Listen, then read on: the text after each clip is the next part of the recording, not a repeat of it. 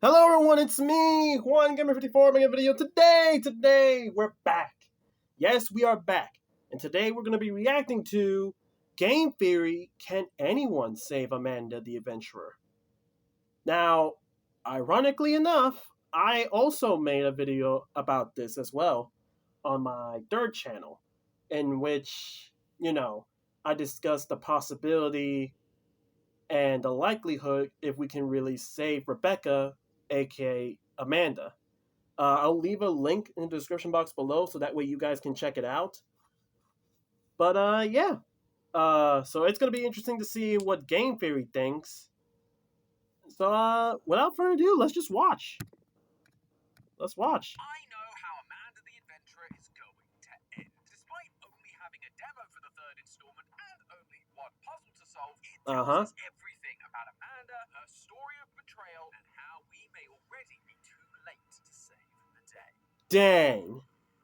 Hello, Internet. Welcome It's to too Game late. Theory, the show whose favorite media format is VHS tapes. Every time a video game includes these artifacts from the distant past, or as I like to call it, my childhood, you just know that something spooky and creepy is going to happen. And Oh, come on, man. True of our favorite knockoff Dora the Explorer, Amanda the Adventurer. What started as a kids-friendly show has revealed to us a dark backstory of a creator who got into bed with the wrong people. Hamlin Entertainment took advantage of him and put his adopted daughter Rebecca into the show, literally, along with summoning a few demons on the way. And if Hamlin rings a bell, it's because it turns out Hamlin Entertainment is essentially part of a cult-like group that goes all the way back to the Middle Ages, just like the real story of Hamlin Town and the famous Pied Piper folk tale. Hamlin is now using Amanda, to lure more children away from their homes and, as we theorized, put them into the show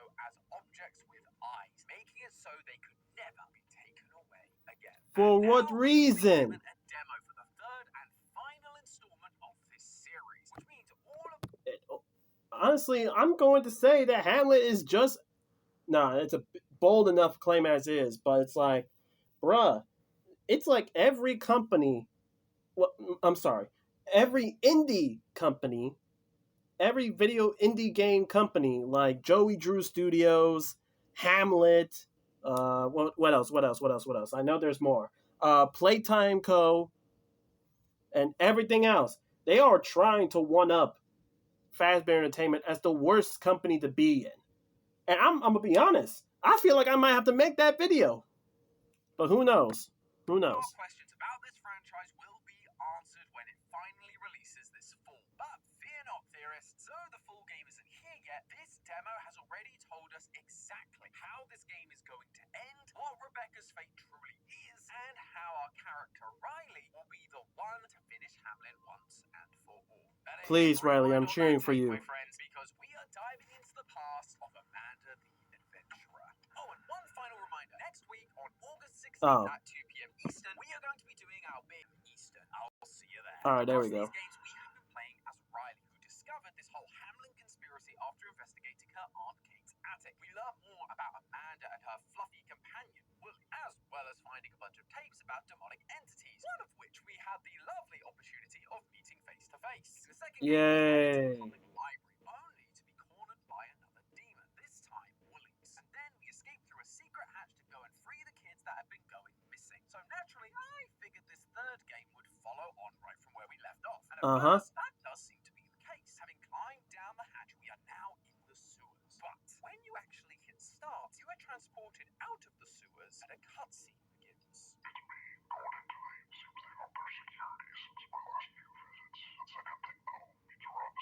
During this, we see clips of the Hamlin facility that we've seen in previous installments. Rebecca with officials in a hospital bed, all that jazz. This man goes on to mention meeting Kate at a location for the handoff. And it's at this point that we hear the mysterious man get spotted, and we take control to start doing the thing that we do best, snooping for that sweet, sweet lore. There's only one area we can go into, though. Lore is just as important as money. There are a few things you can pick up and look at, including a famous painting of the Pied Piper, just in case you hadn't been theorizing about it since the first game. But one item that's important is a key card which lets you into the security room. And once you're there, you see several what appear to be stasis pods. Past windows is a room filled with security cameras. You insert a tape to begin downloading the data, but as you do, Amanda begins talking to us like she usually does, asking for us to help her on a scavenger hunt. This is where the game portion we all know and love really begins. All right. To find items like a door with 3 windows, an old sock, a stray dog, and a power line, all of which in Amanda's TV world are objects with eyes on them, and all of which correspond to an image on one of the stasis chambers in the other room. Jackpot! Bingo! Yahtzee! Yay! I knew we were onto something. These pods must be where Hamlin has been keeping the children that they've lured away from home. Now all trapped and plugged into the system, ready to be put into the TV. Oh, come on, man. That scared me. That literally freaked me out. Oh my god, bro. That creeped me out. I thought that was actually in game. I mean, I know it's not, but like, dang, that editing was good. Whoever did that, you gotta give it a round of applause for that one. But anyways, continue. That creeped me out, man. Going into lockdown. Fortunately, solving Amanda's scavenger hunt is actually the key to deactivating the alarm. Okay. Alerts are getting complicated. We had pretty high security when I was at Disney, but I didn't have to watch an episode of Mickey Mouse Clubhouse to turn it off. Anyway, by matching the correct images to the correct breaker switch, we end the lockdown, the tape downloads, and the guards arrive. We slip the tape into one of the boxes and get taken down. After which, we jump 10 years into the future where Riley escapes the library and we are left with the message, find Rebecca, find Amanda, find her. Okay, that's a pretty clear goal given. And then at the end of the beta test anyway. So the real demo. question is, who is asking us to do this? I mean, it's most likely the guy we're playing as, but who is that? They're doing a real good job of hiding their identity. I looked everywhere online and couldn't find anything. Clearly, they're well aware of the benefits of using our sponsor, NordVPN. NordVPN is great. We need to figure out this character's identity now, so I'm just gonna go back to the video now. Up until now, we've been playing as the unknowing Riley, but in this demo, we jump back 10 years and play as someone who clearly knows what's going on. They're going into Hamlin, collecting information and putting the data on tapes. But notice the tapes he uses. How much you guys are gonna bet that it's gonna be Sam? You know, Rebecca's father. Why is it making me feel like it could be that? Because like the whole splitting of save like find Amanda, find Rebecca, find her.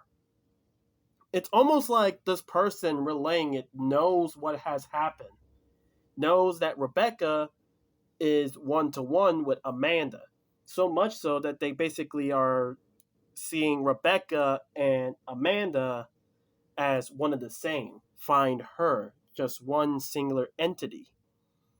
So there can only just be one person who fit the bill, and that's Amanda's father. That's Rebecca's father. It has to be. I'm pretty sure it might be it, but I'm just gonna wait and see, man, because I feel like that's the only person, unless they plan to reveal a new character, which is, let's be honest, is kind of late in the game to. I mean, it's kind of crazy that you're gonna add a new character to what supposedly is the final game, because there's no more because there's no Amanda the Adventurer 4 after this. It's just 1, 2, 3. That's it. So I doubt it has to be a new character. I don't think it's a new character. It has to be.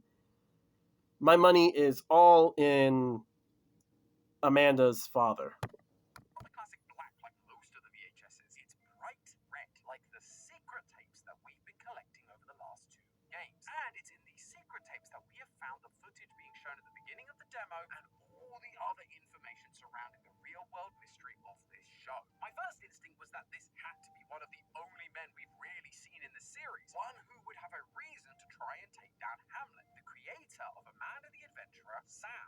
Yes, it has to be Sam. Come on. Hospital room to look at Rebecca. And so I kind of attributed these things to Sam as he tries to figure out what's really going on and how to save his daughter. But after looking at it more, I realized it can't be Sam that we play as. What? There's his voice. That's gotta lead to the security room. We have heard a lot of Sam's voice in previous installments, and even when he's speaking more solemnly, he's got a clear low register. If I do this, You'll let me see her? While this new character seems to have a slightly higher register, because speaking in this quiet, low register is producing a lot of vocal fry and cracking, so it doesn't appear to be the same voice. There's also the factor of Come previous theories on. we've had. Just like Rebecca is actually Amanda, we have believed that Sam is actually Wooly, which means that we can't be playing as Sam because Wooly is right there in the video we interact with. But Or it could be that this takes place if this is taking place like way before all the other ones, maybe it could be Sam. Maybe like this is where like Sam's trying to save his daughter. He gets captured, and then his spirit gets put into Wooly. Maybe that Wooly that you're seeing right in front of you is just the normal Wooly. And then in present day, Sam is now the demonic Wooly. Come on, man. Then if it's not Sam, then who is? final clue comes down to the clips we were given during that very first cutscene of the demo. When the player is talking to Kate, the clips used during this are moments found in the secret tapes of Amanda 1 and 2. Specifically, moments that involve Rebecca and Sam.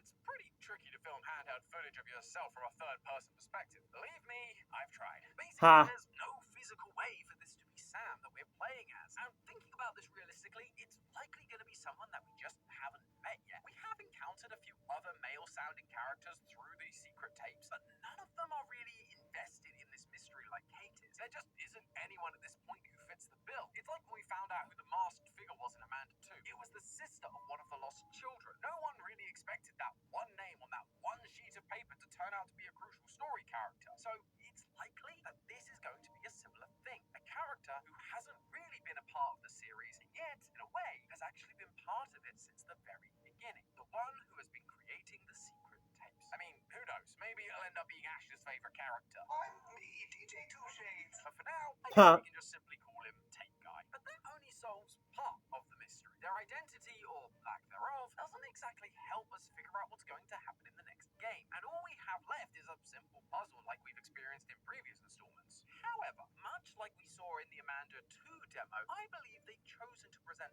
this specific puzzle because it has a much deeper meaning than you may initially realize. Really? In that previous demo, we kept being shown an opossum, and so we looked into folklore surrounding opossums and what that might symbolize to tell us about the story. So I wondered whether the images we're being asked to search for in this demo, the ones on the stasis pods, maybe held symbolic meaning that could help give us the answers we seek. For example, one of the things we have to look for is a stray dog. If we look into the world of interpreting dreams, and let's be honest, if you're in a coma-like situation as we see Rebecca in, it's basically just an elongated, though slightly more precarious sleep. Dogs represent loyalty. I'm sure we've all heard that a dog is man's best friend. That will always stick beside you, so that would make a lot of sense. So the dog Amanda finds is not friendly. It's snarling and aggressive, which drastically changes the meaning. An aggressive dog is an omen or a sign that your loyalty has been betrayed. By this point, we already know that Amanda, or rather Rebecca, was tricked into signing papers and becoming a part of this me experiment. So we also know that she was betrayed by Sam thanks to the end of Amanda.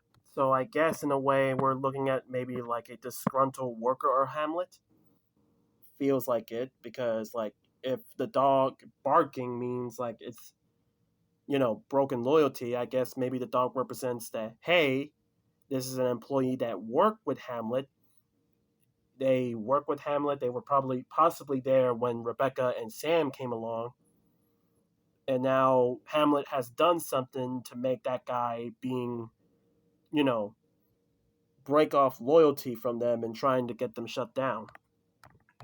Where Sam is forced to tell Rebecca to do whatever Hamlet says, even the awful stuff she was put through. This dog is conveying Amanda's emotions, how she feels about these events, and confirming information we already know, which leads me to believe we're on the right track with this interpretation business. So let's analyze some more. Another item we have to look for is an old sock. Now, you might think a single old sock can't possibly have psychological interpretations to it, right? Yeah. A single old sock, interestingly enough, can represent unresolved issues in life. Wearing only one sock means something's not quite right. It feels unnatural.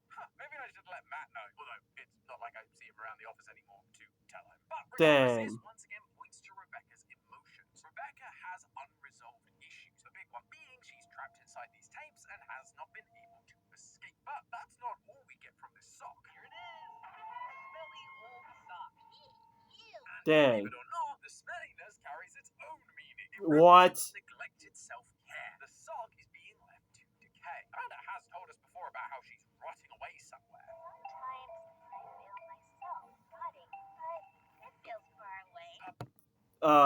Unrelated question. What does it mean if a sock is slowly tearing away? I mean by like, say you have a black sock, like totally unrelated. But what happens when your sock has a you know, like it's not a hole, but you can see through it?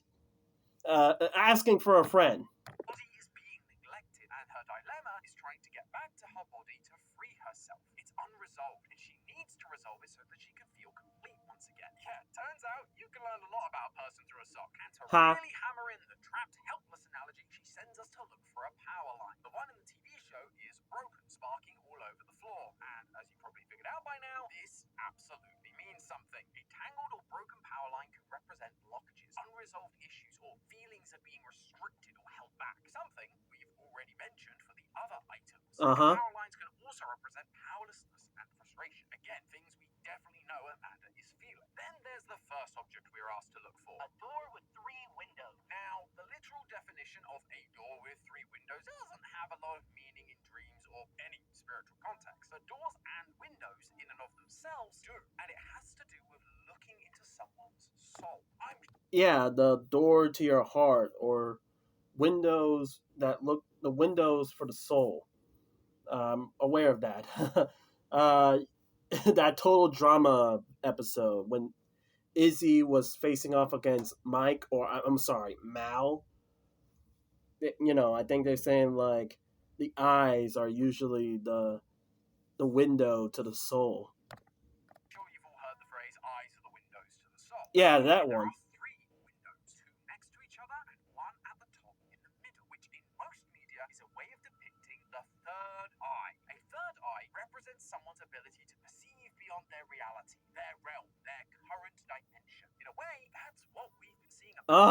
That's a cursed image. Stop it. TV show, she can see and manipulate the environment outside of the TV. When we complete a task, an item appears. If we upset her, she sends her demon counterpart to kill us. The door with 3 windows represents Rebecca's soul and its ability to communicate with us in the real world. What's the point of all this? I mean, we know most of this already. What we want to figure out is how to save her. Well, I hate to be the bearer of bad news, but it might already be too late. While looking at the interpretation of power lines, I noticed something odd about how Amanda refers to them. Do you see a sparking snake around here? I get that she's a kid, but this is meant to be an educational show. So why call it something that it's not, unless she's deliberately trying to communicate a hidden message? After doing some internet sleuthing, I discovered that sparking snake is another name for the fiery serpent found in Slavic folklore. A serpent that, surprise, surprise, shoots out sparks when flying. In the story, the serpent would seduce women and trick them, normally with something they greatly desired, only for the gift to turn into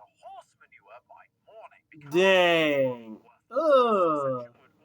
Horse manure. Oh, come on. Weight loss, hallucinations, and eventually death from withering or rotting.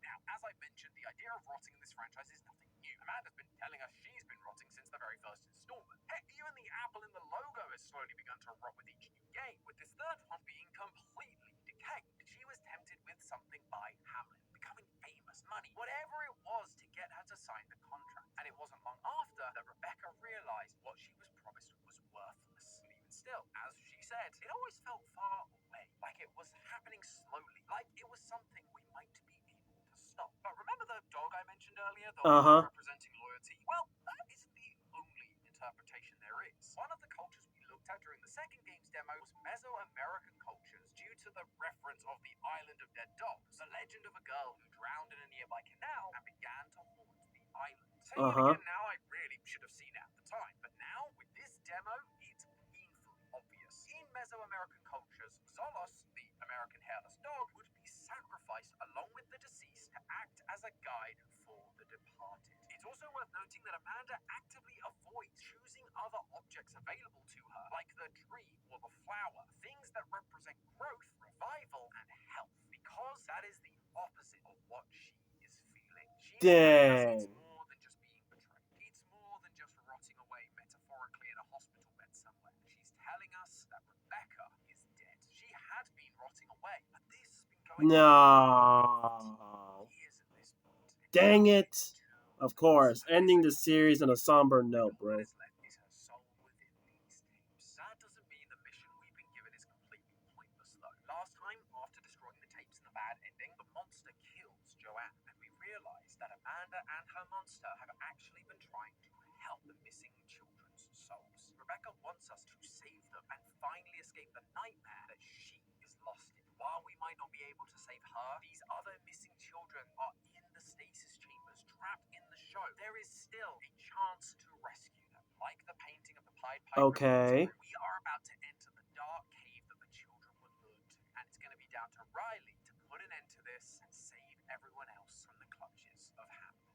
But hey, that's just a theory. A game theory! Dang. Dang, man. Dang. Well, I guess that's the end of the video, guys. Thank you guys so much for watching. Make sure you like the video so I know you guys enjoy, and comment down below what you guys think. Honestly, yeah, I can kind of see it. I mean, like, I'm gonna be honest, I can kind of see it. Rebecca, yeah, I'm pretty sure she's out of there, man. But at the very least, we can save the other children. And honestly, ending it with a somber note. We couldn't save Amanda, but we can save the others that follow. So honestly, I feel like that's a good way to send off the series. Taking out Hamlet once and for all.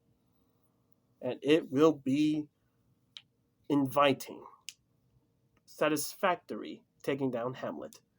But anyways, guys, thank you guys so much for watching. Make sure you subscribe to the channel. And, leave down in the comment section below what videos you want me to react to next. I'm taking recommendations. Any video. Heck, even horror ones. Come on, let's spice things up for a bit on this channel. But anyways, guys, JUAN Gamer 54 signing off.